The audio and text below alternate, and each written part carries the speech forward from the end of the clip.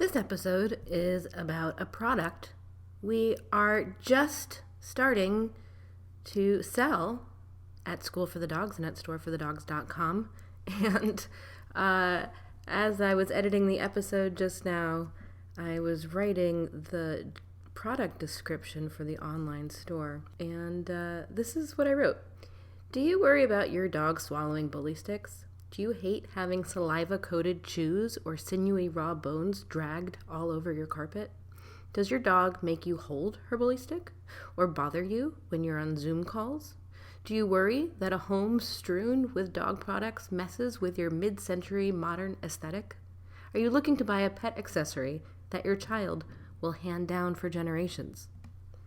If you answered yes to even one of these questions, then this product, winner of the Good Design Award 2021, may be for you. The product is the Treat Clincher, and it's pretty interesting. Its function is interesting, it's interesting looking, and its creator is certainly interesting too. It's also pretty expensive.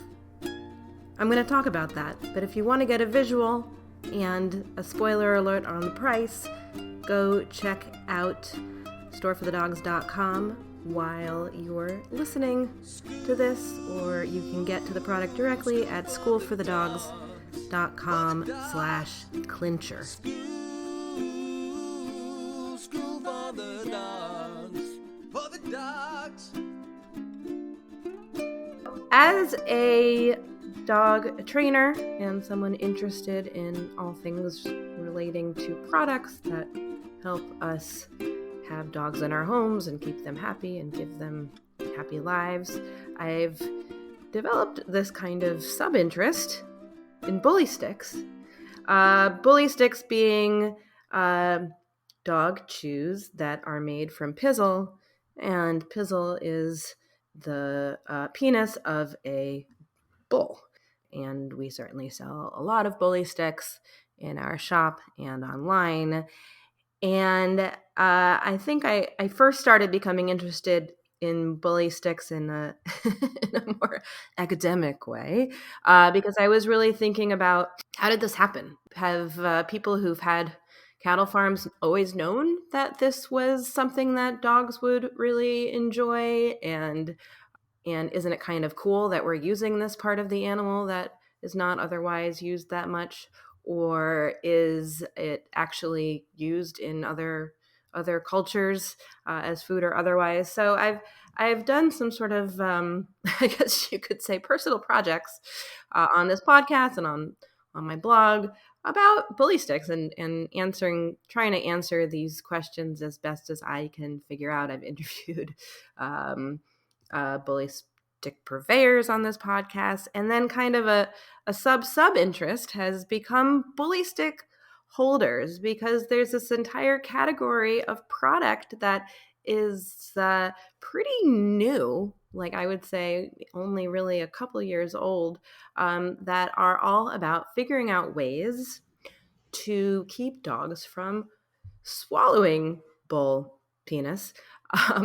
Things that you I joke that this is a category of things that you stuff a bull penis in that are not cows, but that are designed to keep our dogs safe, and also in some cases make it maybe sort of easier for us to give these kind of gross things to our dogs. I've interviewed now 2 people who have developed products that try and solve the bully stick problem, let's call it, the fact that they can be swallowed and can be quite dangerous if swallowed. And both of them came at this problem from situations with their own dogs. The two products that were developed were pretty different from each other. And so I was interested a few months ago when I got an email. Hi, Annie. I've recently come across some of your articles regarding bully sticks. Very nice articles. Yes, I am another bully stick nerd for all the reasons that are great for my dog. When I first discovered bully sticks, I purchased all the products that you have written about. Unfortunately, I found the cons far outweighed the pros, so I went back to holding the bully stick with a pair of pliers. And then I decided it was time to upend the market and build an indestructible bully stick holder that allowed the dog to consume all but about 1 inch of the stick, and I wanted it to look like modern art. Do you want to have a conversation? And I said, absolutely. This led me to have this conversation with Susan Mravca, who is joining me now. Susan, hi. I'm so happy to find there's other bully stick nerds in the country. I guess that's what we are. So your company is called BarkerFun, and the product is called the Treat Clincher. Tell me about what this product is and why it's so different. When we decided to go about designing a different bully stick holder, the of course safety was an issue. That's a given. The dog had to be able to not remove it at all, no option to remove it, and B not get to that last inch or two at the bottom. 3, they had to be able to not destroy the holder. Um, and 4, which was really important to me, was I wanted it held off the ground, secured in one place.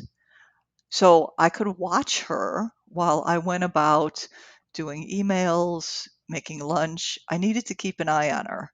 And I bought a dozen products on the market. I was absolutely convinced someone had already solved this problem. Um, but everything that's on the market, and there's some fine products, but they all roll around in the dirt or the mud if you're outside, or in your carpets or on your sofa if you're inside, and that was just a non-starter. The two products that whose creators I've talked to on this show before, one kind of sits around the bully stick like it looks like a puck and it has a hole in it. It's one solid piece of rubber. That one is the bully grip, and we actually carry that at school for the dogs, and I use it all the time with my dog. I do really like it. I find it holds the bully stick actually quite well if you have it sized right. I like the sort of weight of it, and it's quite sturdy, but it does roll around on the ground. I like that it's one piece. And then we also carry the Quizzle, which is by Westpaw, which is kind of looks like a rubber hot dog bun that you put your bully stick through, and it makes a lot of the bully stick unchewable, which is a real downside to it.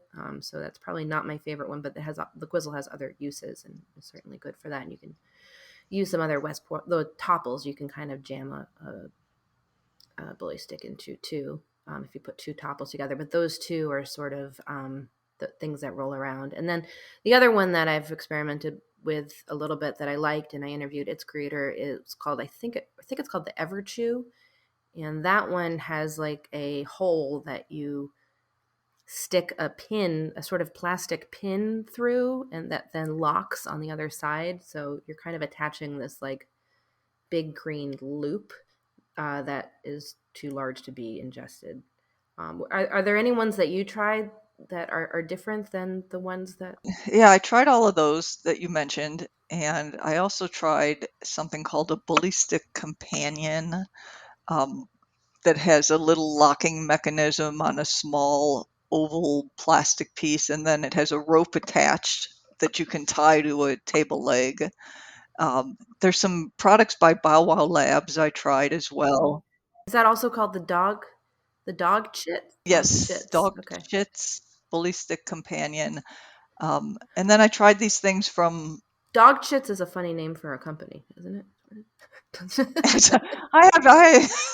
I've started lots of companies with weird names, so I am no one to to So comment on now, while I'm company looking names. at dog chits, it's dog chits, CHITS.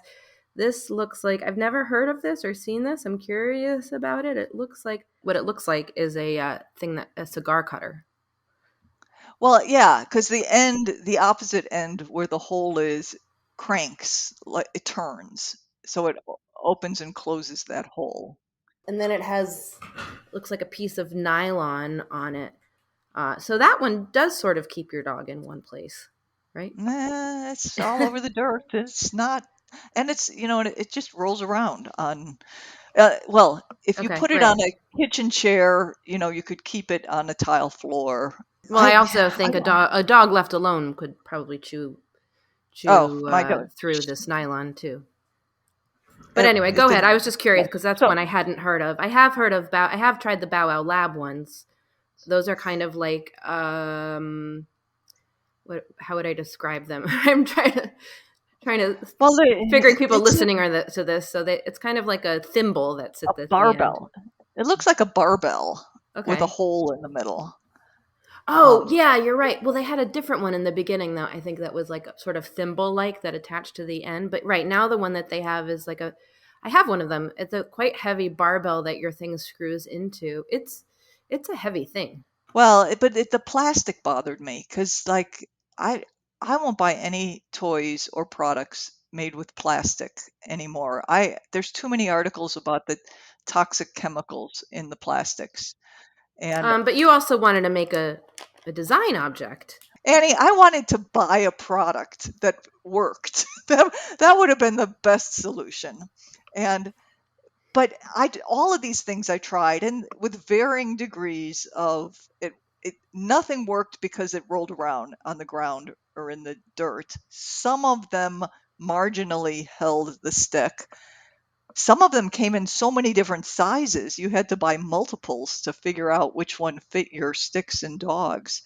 Uh, but in the end, these are just bully stick holders, and I wanted a treat holder for hard treats that went beyond just bully sticks. So you had a multifunctional device. And the design piece kind of came in as a process.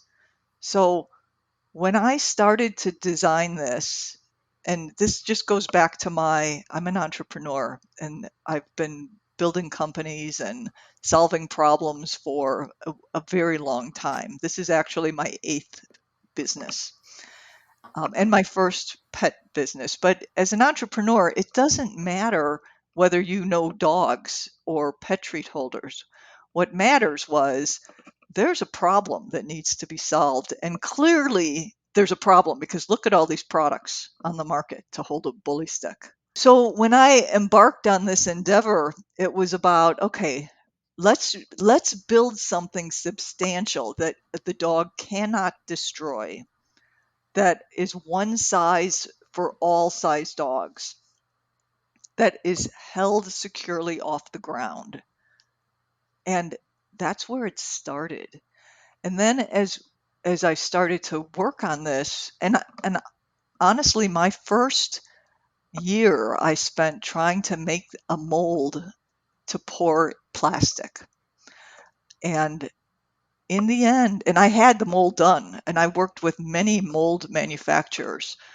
And in the end, every plastic sample that I received, my dog was able to destroy.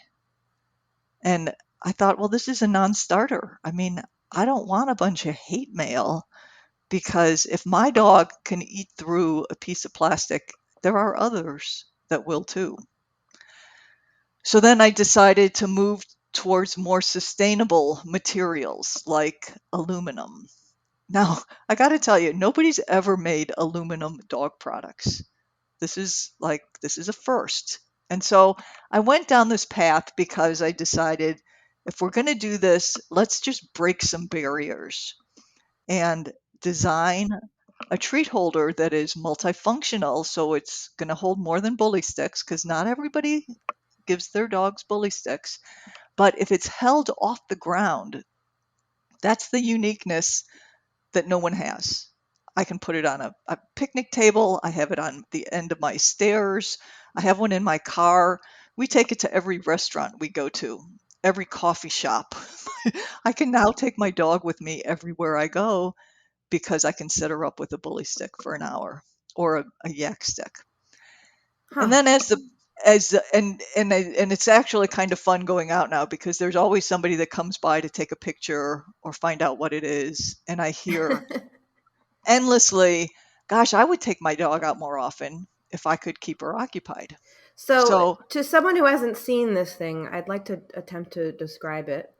go It ahead. is, it looks kind of like, from one angle, it looks kind of like a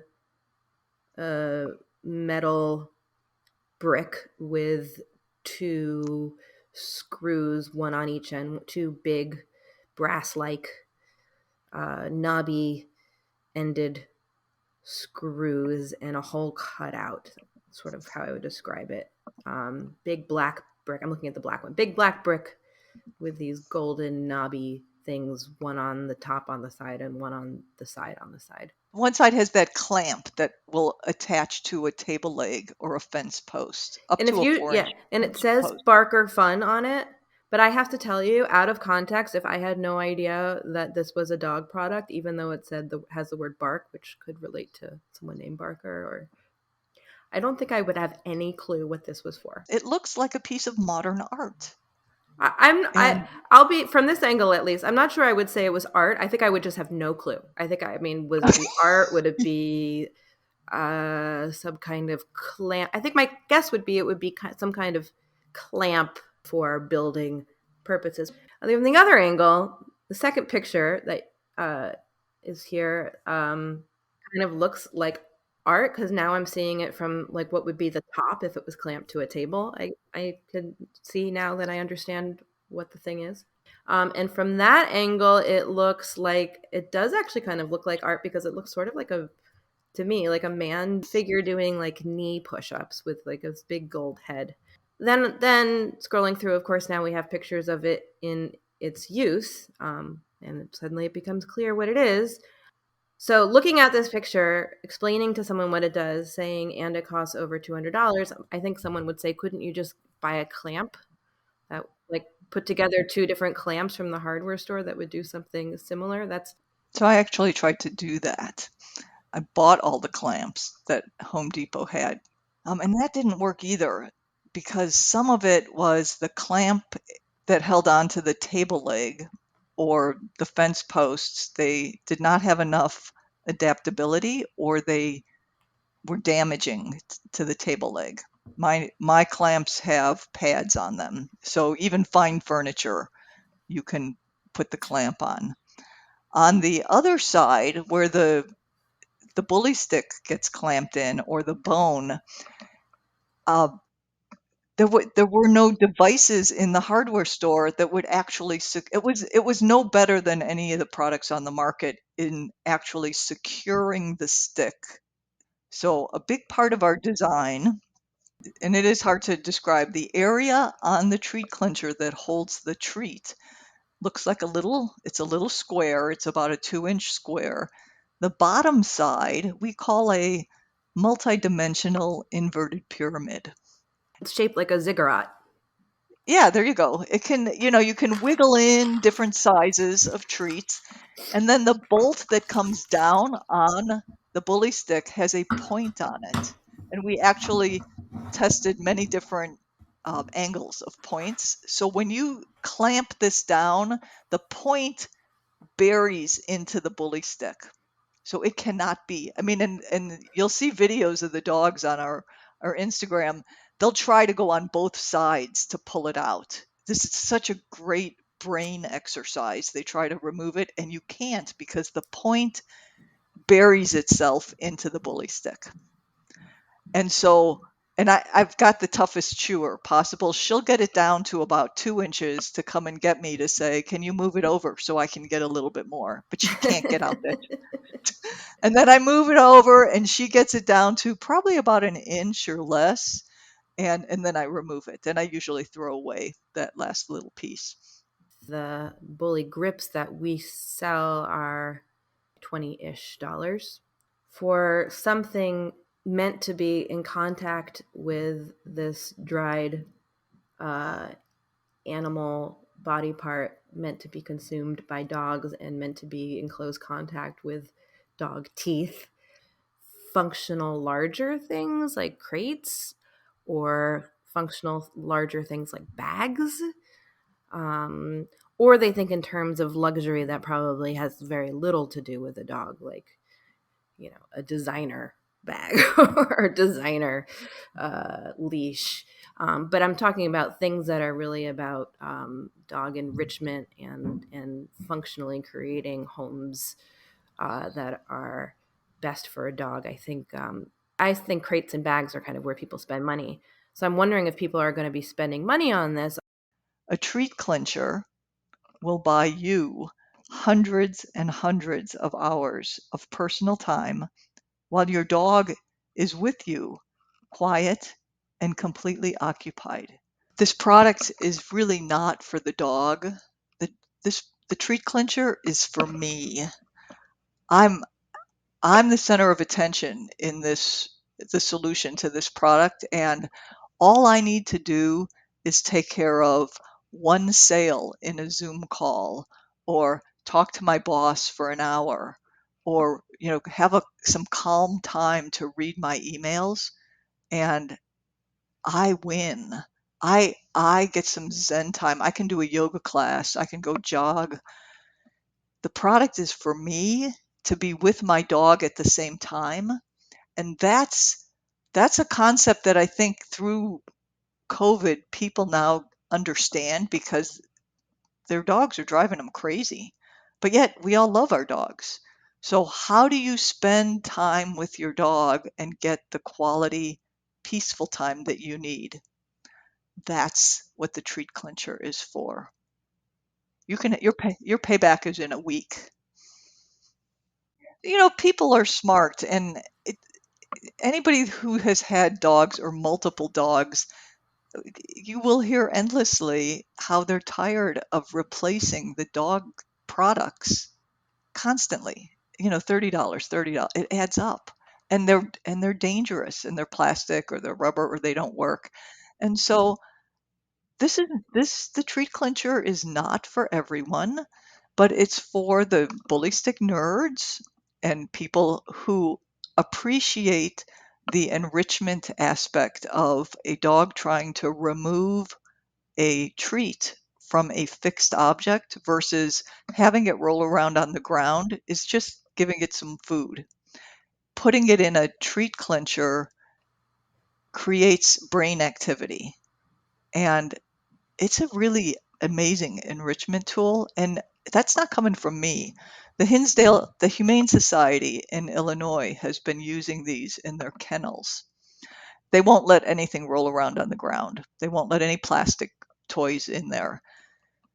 So we're installing them in special places and off the on the walls for them, and their words are, the enrichment is remarkable. The dogs calm down.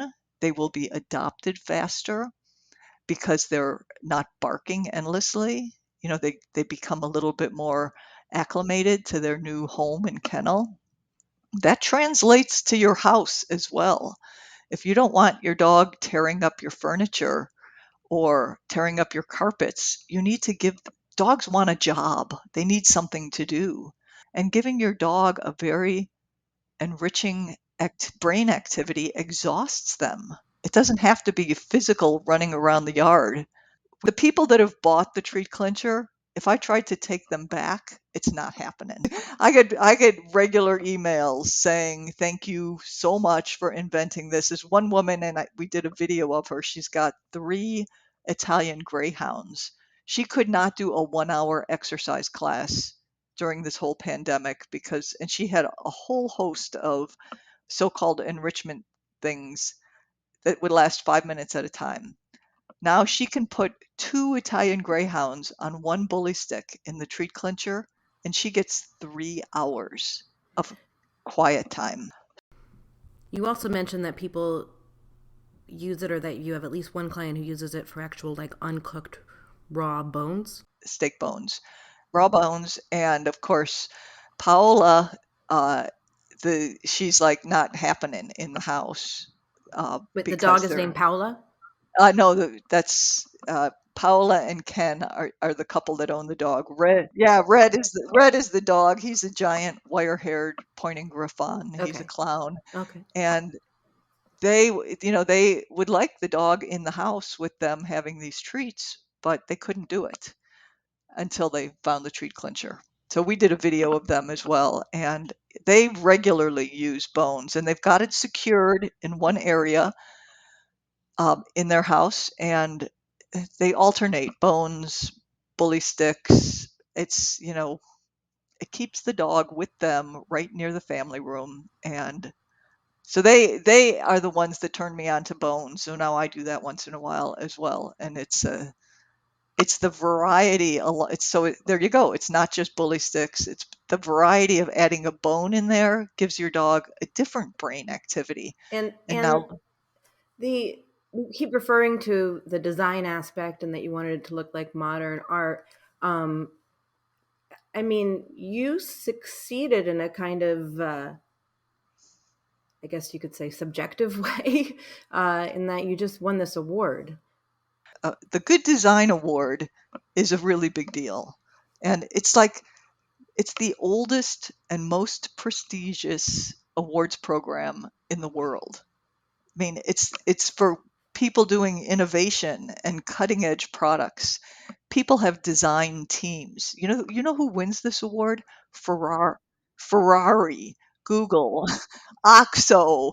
I mean, architects that have international offices, Lowell, the outdoor furniture manufacturer. These are these are big prestigious design team companies.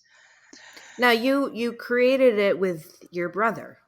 This is another interesting aspect. So this is a brother sister team, and when I started to discover what the problem was, and I started looking for a solution, and he, I'm in Austin, he's in Silicon Valley. Um, I knew if I really wanted to make this product sustainable and beautiful, out of some material that could not be destroyed, I needed a world class engineer. And I needed somebody who did a lot of product design in a non-pet industry, because that to me was our winning ace, was thinking out of the box. So of course, who do I call? Is my brother. And I presented this problem to him, and he's like, he works on wireless patents and DoD products, stuff that we wouldn't From a even know. design perspective? Yes, yes. Stuff that we wouldn't even know exists. He designs products for the government. And when I told him what I'm doing, he's like, "Oh my gosh, this is going to be so much fun." And so I would make drawings. I would get all these products that exist, products from the hardware store. I would send them to him. He would turn it into CAD drawings. We'd refine it, we'd send it off and get a prototype made. And then the prototype would come to me. And then I would chop it up and change angles and send it back to him, and he would change the CAD. So this went on for a year and a half. First we did it in plastic, then we changed to metal, then we started testing different kinds of bolts, different sizes. I have a box here with probably 100 different handles. That flare that comes out, where the treat actually gets held. So when you describe the product, it's like it's clamped on the table. There's a 4-inch shaft, takes it away from the table or the piece of furniture, and then it flares out. That flare, every machinist we worked with said, well, if you flatten this out, we can make it for half the price. And I was like, no, then it's kind of ugly. And I don't want that. I mean, we could use it, it's functional, but it's certainly not pretty. And it certainly isn't going to win a design award. So, so, so, it's like, hey, we went for the grand slam. We're like, okay, there's plenty of plastic products, there's plenty of rubber products. They're all marginally functional for what they do. We just went for something way out on the edge. It had, look at, everybody talks about made in America, sustainable. Okay, we got it. This is made in America. So the current retail cost is $229. The product has been around for about a year. It's still very new, and I am excited that we are going to start offering these for sale at storeforthedogs.com. Next Friday on Instagram, we are going to do a giveaway of a Treat Clincher, and the first 5 people who listen to this episode and use the code SUSAN at checkout at storeforthedogs.com for the Treat Clincher will get $30 off, making it $199 for the first 5 people who buy one of these between now and the end of next week. I am also going to make sure that we have some on display for people who are curious at our store on East 7th and 1st. I want to hear from those people because Yeah, me too. I'm curious what people will think it is for, and I'm curious if people are willing to spend this amount of money for something which I think, again, I mean, I am admittedly maybe not great with money, but I'm very good at amortizing things over the course of my dog's life. So if something's $230, I figure, will this be worth $23 a year for me for the next 10 years? But wait a minute, it's good for 100. But I'm thinking about in terms of my dog's life. We need to somehow promote that this is a generational product. You will hand this down to your kids' dogs. It's can you even think of another dog accessory that you would have as something you'd want to hand down to your kids No, or your especially family? not a product designed to hold the dried out penis of a bull. No. You were well. It's like it No. doesn't. So Annie, But I we believe that it has a use, which is to hold the dried out penis of a bull that is valuable and will make my dog and my daughter's future dogs. we're going to change people's ideas on how dog products should be made. And I think we're going to make people up their game in materials and function. Again, you can find the Clincher at schoolforthedogs.com/clincher.